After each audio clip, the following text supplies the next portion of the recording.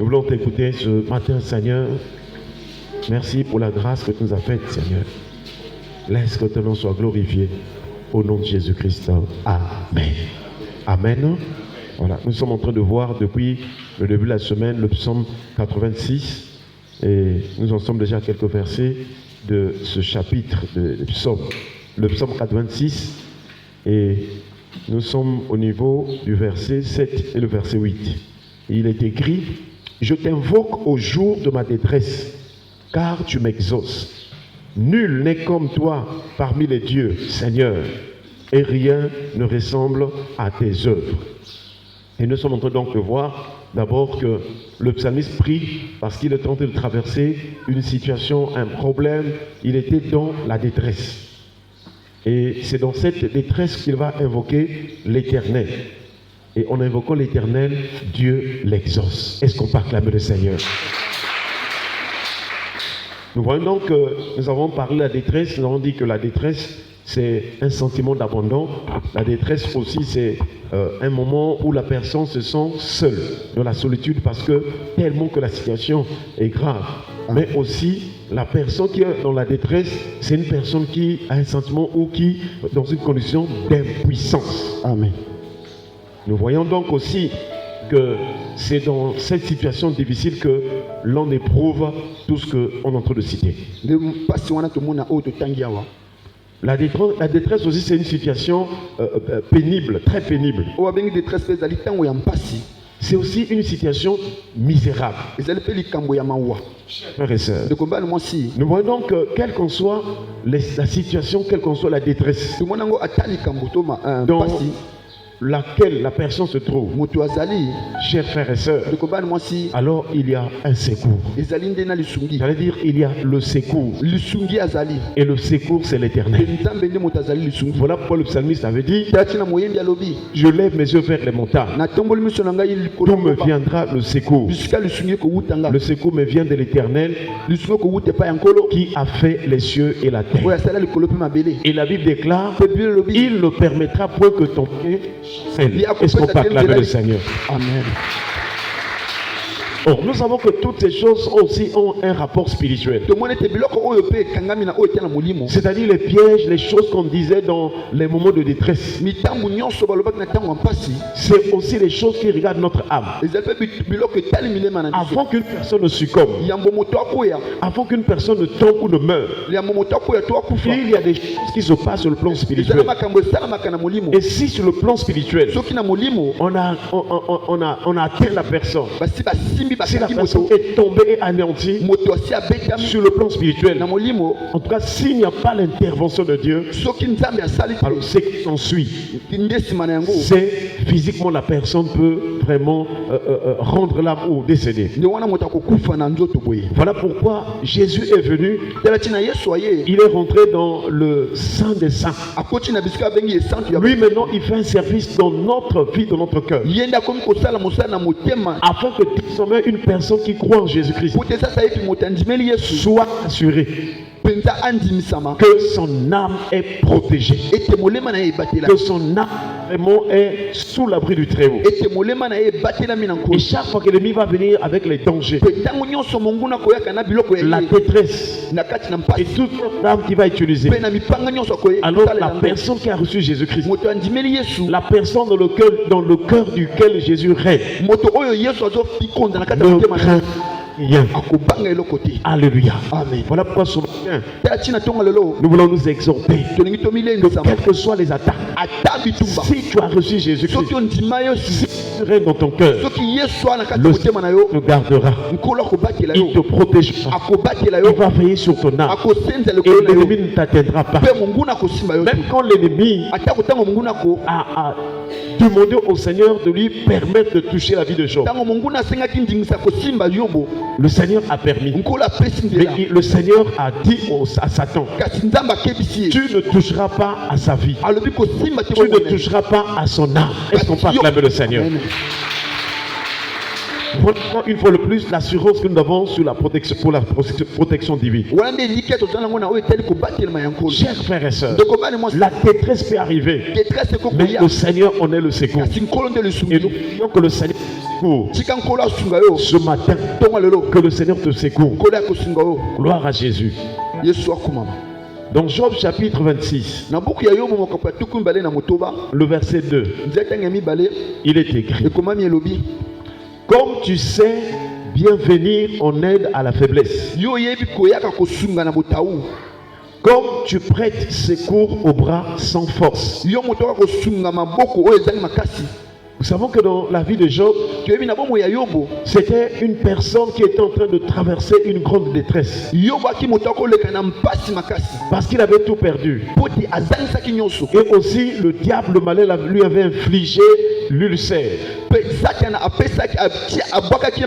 Et c'est dans ces conditions-là que Job était en train vraiment de prier le Seigneur. Et surtout, Job avait l'espérance. Malgré les dires de ses amis, il n'a pas failli. J'allais dire, il n'a pas faibli. Il gardait toujours son espérance en l'Éternel. Et ici, il est dit: comme tu sais bien venir en aide à la faiblesse. C'est-à-dire que lorsque une personne est de la détresse, la personne devient faible. Moralement, elle est faible. Émotionnellement, la personne est faible. Et même dans son corps, la personne est faible. Nous allons remarquer que même dans notre vie, quand il y a une situation, un problème qui te tracasse, quelquefois tu perds la force. Il y a des gens, à cause d'une situation, il y a des gens qui voulaient sortir. Il avait un programme pour sortir. Peut-être une nouvelle, on lui a annoncé une mauvaise nouvelle. On lui a dit quelque chose qui a troublé son cœur. Vous allez voir que cette personne va renoncer à la sortie. Il ne va plus partir. Il dit: cette nouvelle-là m'a brisé. Je ne veux plus sortir. Donc voyez-vous que la détresse peut affaiblir la personne. Mais la bonne nouvelle ce matin, le Seigneur nous dit par la bouche de Job là, il dit que comme tu sais bien venir en aide à la faiblesse. C'est-à-dire que lorsque la faiblesse nous gagne, il y a quelqu'un qui est capable de renouveler la force. C'est la personne de Dieu. C'est lui qui donne la force. C'est lui qui renouvelle la force. C'est lui qui nous donne une force qui est contraire à la force naturelle. Lui, il donne une force qui est spirituelle. Parce que l'Esprit de Dieu est l'Esprit de force. Et quand la force du Saint-Esprit vient en toi, tu deviens vainqueur. Et cette force va te conduire à aller jusqu'au bout. Cette force qui vient de l'Esprit de Dieu va enlever la quel que soit le type d'ennemi, quel que soit le type d'adversaire.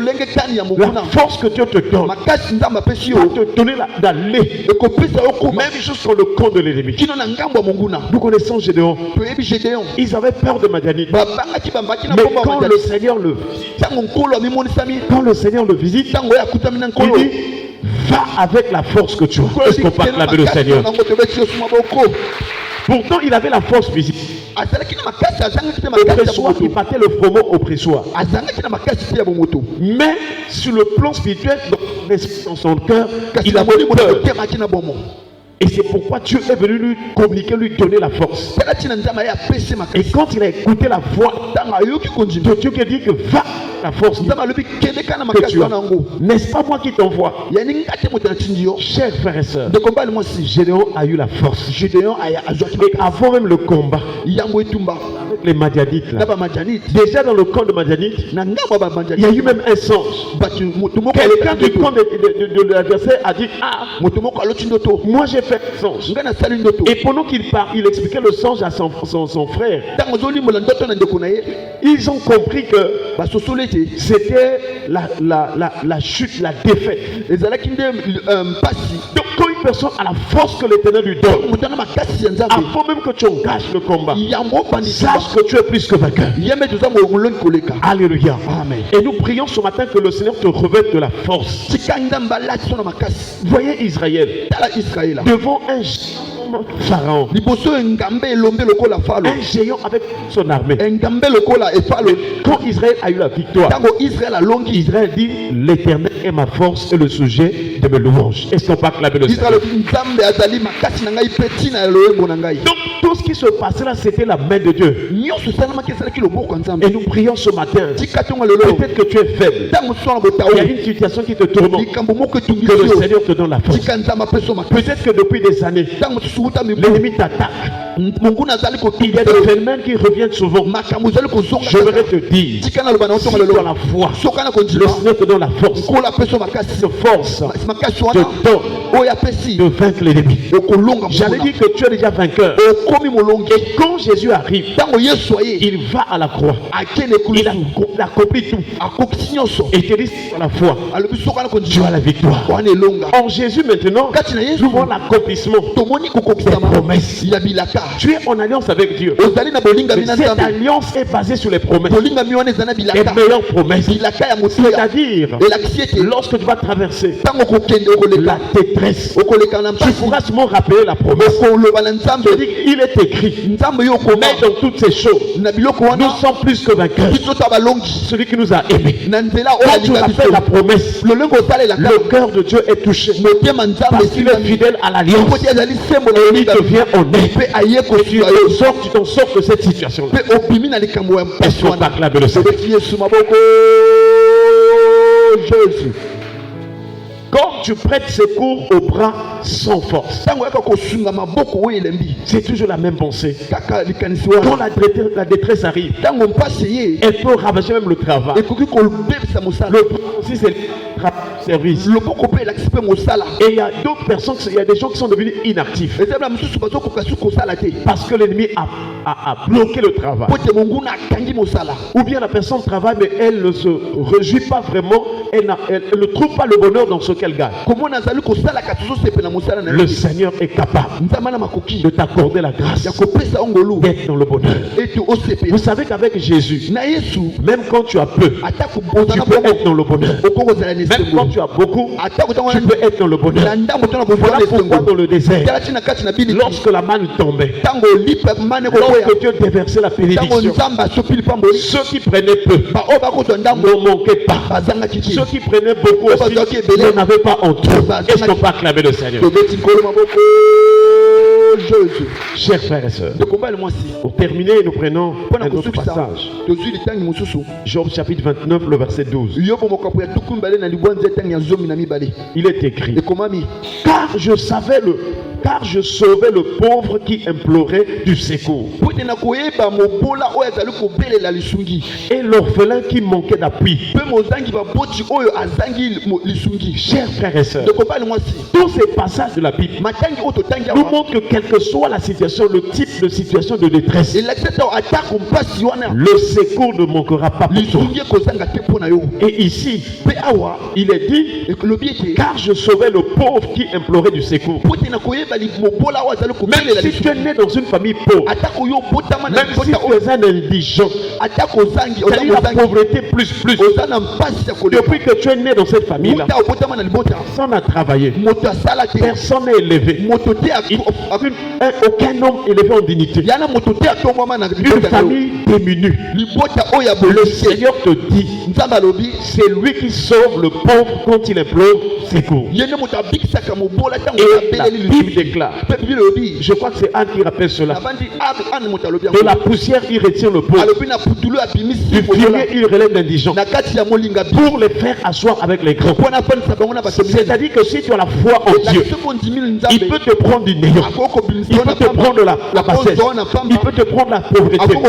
Tu peux commencer peu, avec des petits commerces, des petites activités. Mais si cette pensée vient de Dieu, il va te lever. Est-ce qu'on peut acclamer le Seigneur? Jésus. Le pauvre aussi, c'est une personne qui traverse des situations difficiles. C'est une personne simple. Qu'on peut, on est en train d'envoyer n'importe où, d'utiliser de maltraiter. C'est comme une personne qui n'a pas de droit. C'est comme une personne qui est dans la servitude. Le pauvre. Qui pouvait porter le regard sur le pauvre? Mais quand Jésus est arrivé, il a accepté de s'appauvrir. Il s'est fait pauvre pour que nous soyons enrichis. Désormais, à cause de l'œuvre de Christ, même les gens qui n'avaient pas de valeur, Dieu les valorise. Par la grâce de Dieu, source de salut, a été manifestée. Et quand Dieu accorde la grâce à une personne, même si elle n'a pas étudié, même si elle vient d'une famille vraiment la plus pauvre, Gédéon aussi était d'une petite famille. Mais quand le Seigneur l'a rencontré, quand il a trouvé grâce, Dieu l'a élevé. Il est devenu un héros en Israël. Alléluia.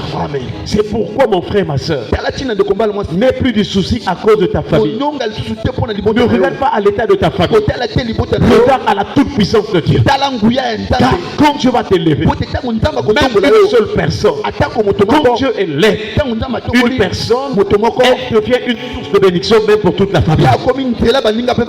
C'est pourquoi le Seigneur, malgré tout ce qui se passait dans la vie de Joseph, Dieu a laissé les choses. On a vendu Joseph, on l'a encore revendu, on l'a accusé, jusqu'à ce que Joseph s'est retrouvé en prison. Si c'était dans notre raisonnement humain, on allait donner ou qualifier à Joseph toutes sortes de choses. Ah, il a les liens de servitude.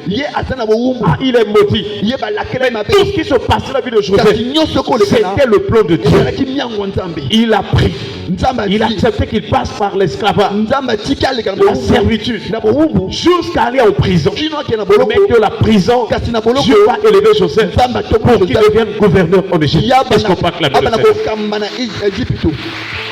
Chers frères et sœurs, quel que soit l'état de ta famille, Dieu est capable de t'élever. Il est capable de choisir une personne.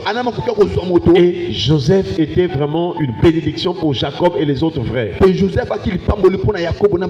Lorsque la famine est arrivée dans tous les pays là, tout le monde devait aller à l'Égypte. Mais ils avaient oublié que la personne qu'on avait vendue, la personne j'étais là, la personne en qui on manifestait la haine, laisse les gens te haïr. Il y a des choses qui arrivent, on doit te haïr. C'est-à-dire que si tu es vraiment un élu, tu dois marcher sur les traces de Christ. On a haï Jésus, toi aussi on va te haïr. On s'est moqué de Jésus, toi aussi on va se moquer de toi. On a rejeté Jésus, toi aussi on va te rejeter. Tout cela, c'est pour que tu montes à la gloire. La gloire va se manifester en ta faveur. Voilà pourquoi si tu comprends les choses de Dieu, quel que soit ce qu'on va te faire, ta force c'est dans la prière. C'est de recommander toutes choses entre les mains de celui qui juge justement. Pour terminer, il pense aussi à l'orphelin. Oui, chers frères et sœurs, il dit et l'orphelin qui manquait d'appui. Souvent les orphelins n'ont plus d'appui. Parce que le papa ou le parent qui prenait soin d'eux, il est mort ou bien ils sont morts. Mais les enfants deviennent comme des enfants qui mènent vie à la traîne comme ça. Des enfants qui mangeaient bien, ils n'ont plus d'assiette. La vie d'orphelin c'est une vie difficile. Mais il y a un père. Je me rappeler ce matin, là-haut il y a un seul père. Ce père-là ne meurt pas. Il est toujours fidèle, toujours présent. Il est le secours. C'est l'éternel Dieu. Voilà pourquoi tu as tes parents, oui, mais il faut compter sur ce père-là.